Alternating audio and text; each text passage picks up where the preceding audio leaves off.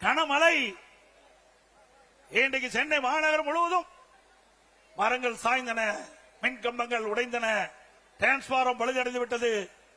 அப்படிப்பட்ட சூழ்நிலையிலும் அனைத்து இந்திய அண்ணா திராவிட முன்னேற்ற கழகம் விரைந்து அரசு விரைந்து செயல்பட்டு மக்களுக்கு எந்த இடையூறும் இல்லாம ஓரிரு நாட்களிலே அந்த மின் தடைகள் எல்லாம் சரி செய்து மக்களுக்கு இயல்பான நிலைக்கு கொண்டு வந்த அரசாங்கம் அண்ணா திமுக அரசாங்கம். சென்னை மாநகரத்தில் மட்டும் 2 லட்சம் மரங்கள், 2 லட்சம் குப்பைகள் மாநகராட்சியிலிருந்து அகற்றப்பட்டன.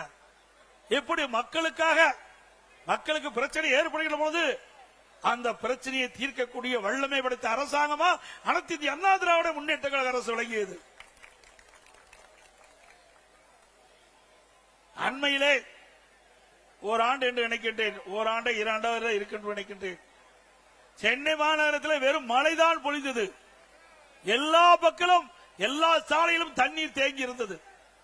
அப்பொழுது ஒரு பெண்மணி சாலையிலே நடந்து கொண்டு சென்று கொண்டிருந்த பொழுது அந்த பெண்மணி சொன்னார், ஸ்டாலின் தான்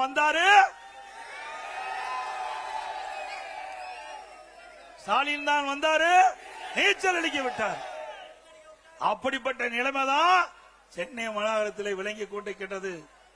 இன்றைக்கு ஸ்டாலினுடைய ஆட்சியில குடும்பத்தில் இருக்கின்றவர்கள் அதிகார மையங்கள் 4 அதிகார மையம்.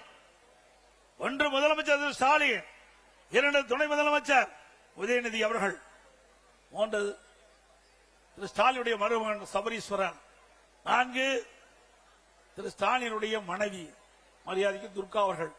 4 அதிகார மையங்கள் தமிழகத்தை ஆட்டி படைத்துக் கொண்டிருக்கின்றது. இந்த 4 அதிகார மையங்களுக்கும் முடிவு கட்டுகின்ற தேர்தல் வருகின்ற சட்டமன்ற பொது தேர்தல்.